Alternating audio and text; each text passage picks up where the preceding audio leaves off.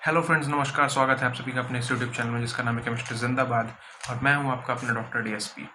आज हम लेकर के आए हैं अपने इस क्रैश कोर्स सीरीज़ का सीज़न 1 का एपिसोड नंबर 1। तो चलिए बिना किसी डिले के शुरू करते हैं। तो सबसे पहले क्वेश्चन में बोलता है कि केशान डिसीज़ जो है वो किसकी डेफिशिएंसी से होती है। तो केशान डिसीज़ जो है वो सेलेनियम की डेफिशिएंसी से होती है। उसके बाद पूछा गया कि कौन सा एंटी टीबी ड्रग है जो कि कॉन्ट्रा इंडिकेटेड होगा प्रेगनेंसी में। तो अपन स्ट्रेप्टोमाइसिन को कॉन्ट्रा इंडिकेटेड मानते हैं इन प्रेगनेंसी। ठीक है।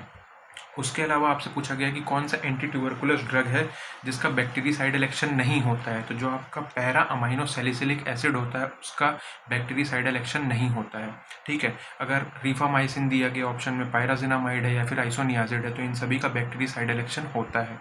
फिर आपसे पूछा गया कि कौन सा एंटी फंगल एजेंट है जिसको अपन सिर्फ और सिर्फ आईवी यूज़ करेंगे। तो उसका आंसर होगा आपका एम्फोटेरिसिन। देन कम्स कि कौन कौन से फीचर्स हैं लेप्टोस्पायरोसिस के।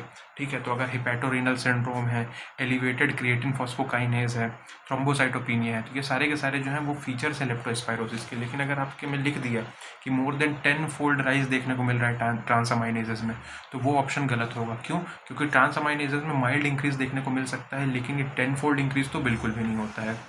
उसके बाद अगला क्वेश्चन जो है वो मैच द कॉलम क्वेश्चन है बैक्टीरिया और उसके एंटीबायोटिक्स के लिए। तो जो MRSA होता है उस केस में अपन देते हैं वेंकोमाइसिन। स्यूडोमोनास एरिजिनोसा के केस में अपन देते हैं पिपरासिलिन। तो P for Pseudomonas, P for piperacillin. Salmonella typhi के केस में अपन सेफ्ट्रिएक्सोन देते हैं। तो सा से सेफ्ट्रिएक्सोन, सा से साल्मोनेला टाइफी। और पास्चुरेला पेस्टिस के केस में अपन डॉक्सीसाइक्लिन देते हैं। ठीक है। तो पास्चुरेला पेस्टिस 2 P हैं, pasteurella P for pasteurella, P for pestis, तो इसमें 2 P है, यानी कि इसमें 2 डॉक्सीसाइक्लिन देंगे। तो आपको ऐसे याद रखना है कि पास्चुरेला पेस्टिस में डॉक्सीसाइक्लिन देंगे। उसके बाद आपसे पूछा गया कि अगर आपको 4 फोल्ड इंक्रीज देखने को मिल रहा है ना, अगर आपको 4 फोल्ड इंक्रीज ऑब्टेन हो रहा है व्हील फेलिक्स रिएक्शन में, तो किसका डायग्नोस्टिक होगा। तो आपका आंसर होना चाहिए रिकेट्सियल इन्फेक्शन, है ना। A 4 fold rise in the titre obtained in Weil Felix reaction is diagnostic of rickettsial infection. फिर आपसे पूछा जाता है कि मोस्ट कॉमन स्ट्रेन कौन सा होता है ई कोलाई का, जो कि राइज करता है, मतलब किसको राइज देता है, ट्रेवलर्स डायरिया, जिसकी वजह से ट्रेवलर्स डायरिया होता है। तो उसका आंसर होना चाहिए एंटेरोटॉक्सिजेनिक ई कोलाई, यानी कि ETEC जो है वो ट्रेवलर्स डायरिया देता है। तो ET फॉर ट्रेवलर्स डायरिया। ठीक है। जो आपका एंटेरोपैथोजेनिक ई कोलाई होगा वो इन्फेंटाइल डायरिया करवाएगा, यानी कि पीडियाट्रिक एज ग्रुप में डायरिया करवाएगा। और वहीं पर जो आपका एंटेरोटॉक्सिजेनिक ई कोलाई होगा वो आपका ट्रेवलर्स डायरिया करवाएगा, और ये मोस्ट कॉमन होता है। ठीक है। फिर आपसे बोला जाएगा कि कौन सा पैथोजेनिक ऑर्गेनिज्म है जो कि पाया जाएगा इंडस्ट्रियल एक्सपोजर के दौरान, जब आप एक्सपोज्ड हो animal hides, wool, bone and hair के सामने। तो आपका आंसर होना चाहिए कि bacillus anthracis is the pathogen organism in industrial exposure to animal hides, wool, bone and hair. फिर आपसे कुछ स्टेटमेंट्स बताए जाएंगे HIV के बारे में। अगले क्वेश्चन में HIV के बारे में कुछ स्टेटमेंट्स दिए गए हैं। तो जो HIV है वो लेंटी वायरस ग्रुप को बिलोंग करता है, ऑफ द रेट्रोवायरस फैमिली। उसके अलावा जो HIV इन्फेक्शन है वो डायग्नोज होता है by using western blot method. ठीक है। जो इंटरेक्शन होता है between CD4 and HIV surface glycoprotein, वो एक साथ जाकर के इंटरैक्ट करते हैं कीमोकाइन रिसेप्टर्स लाइक CCR5 के साथ, और यही रिस्पॉन्सिबल होते हैं HIV की एंट्री के लिए इनटू द सेल्स। ठीक है। HIV एसोसिएटेड लिम्फोमास जो होते हैं वो नॉन हॉजकिंस लिम्फोमास जो हैं HIV इन्फेक्टेड पर्सन में वो बहुत ज़्यादा एग्रेसिव होते हैं, है ना। तो अगर स्लोली प्रोग्रेसिव लिखा है तो वो गलत है, क्योंकि ये एग्रेसिव होते हैं।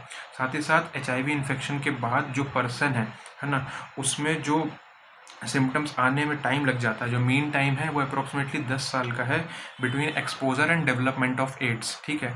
तो आपको इमीडिएटली सिम्टम्स देखने को नहीं मिलेंगे, तो अगर ऐसा कहीं पे लिखा हुआ है तो वो एकदम गलत लिखा है। फिर आपसे पूछा जाएगा अगला कि कौन सा मोस्ट अप्रोप्रिएट थेरेपी होगी अगर आपके पास एक पेशेंट आता है जिसने ओवरडोज ऑफ एस्पिरिन ले लिया है। तो सोडियम बाइकार्बोनेट जो है वो मोस्ट अप्रोप्रिएट थेरेपी होगी एक ऐसे इंडिविजुअल के लिए जिसने एस्पिरिन का ओवरडोज ले लिया है। अगर आपसे पूछा जाए कि HIV इन्फेक्शन को एक्वायर करने के कितने % चांसेस होते हैं फॉलोइंग अ नीडल प्रिक, तो उसका आंसर होगा 0.3%। ठीक है। फिर आपसे पूछा जाएगा कि कौन सी कंडीशंस हैं जो कि एड्स डिफाइनिंग है। ठीक है। तो CMV रेटिनाइटिस हो गया, क्रिप्टोकोकल मेनिंजाइटिस हो गया, न्यूमोसिस्टिस कैरिनाई निमोनिया हो गया, ये सारे के सारे जो है वो एड्स डिफाइनिंग कंडीशन होती हैं।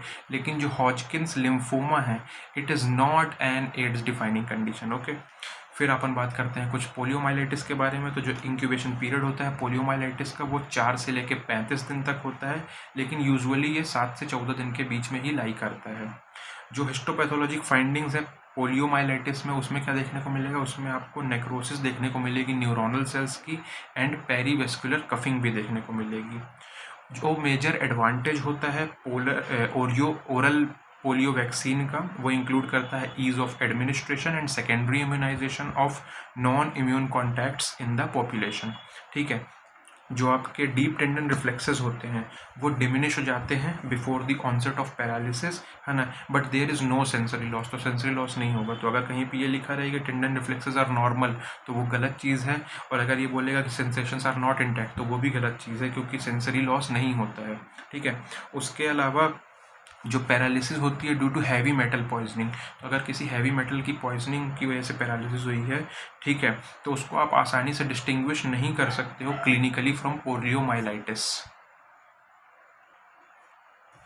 इंक्रीज्ड एनायन गैप जो है वो एक कैरेक्टरिस्टिक फीचर होता है फेनफॉर्मिन टॉक्सिसिटी का विथ कोमा। तो अगर फेनफॉर्मिन टॉक्सिसिटी हो रही विथ कोमा तो वो इंक्रीज्ड एनायन गैप देखने को मिलेगा उसमें।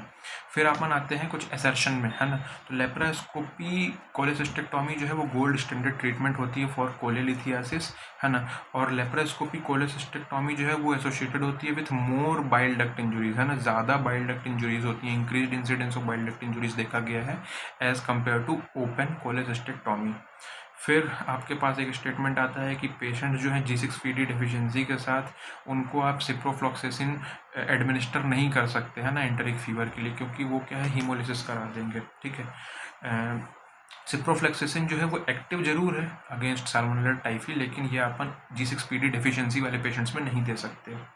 फिर अगला है कि एस इनहिबिटर्स जो हैं वो इंडिकेटेड होते हैं उन पेशेंट्स के लिए जिनमें एक्यूट एमआई है और उनका जो लेफ्ट वेंट्रिकुलर इजेक्शन फ्रैक्शन है वो लेस देन 40% है। ये बिल्कुल सही स्टेटमेंट है, क्योंकि जो एस इनहिबिटर्स हैं वो काउंटरैक्ट करते हैं वेंट्रिकुलर रिमॉडलिंग को और सर्वाइवल जो है वो इम्प्रूव करते हैं उन पेशेंट में जिनमें reduced left ventricular ejection fraction है। अगला असर्शन है कि क्लोस्ट्रीडियम इन्वेजन जो है एक ट्रॉमेटाइज्ड मसल में अगर क्लोस्ट्रीडियम का इन्वेजन हुआ तो वो पूरी की पूरी मसल को इफेक्ट करेगा फ्रॉम ओरिजिन टू इंसर्शन, है ना, और साथ ही साथ वो प्रोड्यूस करेगा फाउल स्मेलिंग नेक्रोसिस, है ना। क्लोस्ट्रीडियम वेल्ची या फिर क्लोस्ट्रीडियम परफ्रिंजेंस जो है वो यूजुअली कॉज होता है इन द 80% केसेस, है ना। और उसके अलावा जो बाकी की स्पीशीज़ हैं लाइक क्लोस्ट्रीडियम नोवाई, सेप्टिकम, हिस्टोलिटिकम, तो ये बाकी के आपके 20% केसेस में देखने को मिलती हैं।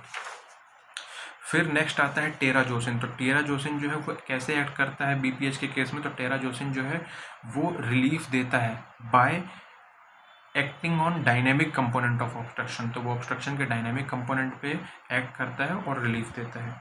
जो ऑप्टिमम टाइमिंग होती है प्रोफाइलेक्टिक यूज ऑफ एंटीबायोटिक की, वो होती है at the time of induction of anaesthesia, ठीक है, क्योंकि आपको एंटीबायोटिक्स का मैक्सिमम लेवल चाहिए ब्लड में और टिश्यू में, है ना, during operation before contamination.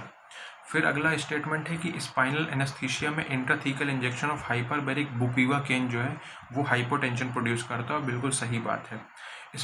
Spinal anaesthesia के बाद ऑटोनॉमिक सिंपैथेटिक ब्लॉकेट जो है वो रिजल्ट करेगा हाइपोटेंशन में और वो नेसेसिटेट करेगा प्रायर आईवी फ्लूइड लोडिंग को भी, ठीक है।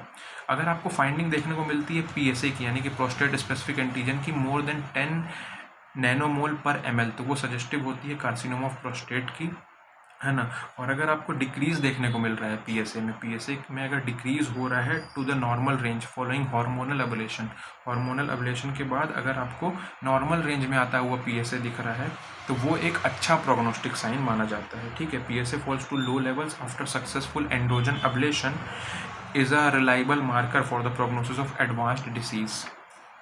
एटलांटोएक्सियल subluxation and proximal migration of odontoid जो है वो एनकाउंटर होता है रूमेटॉइड आर्थराइटिस के पेशेंट्स में।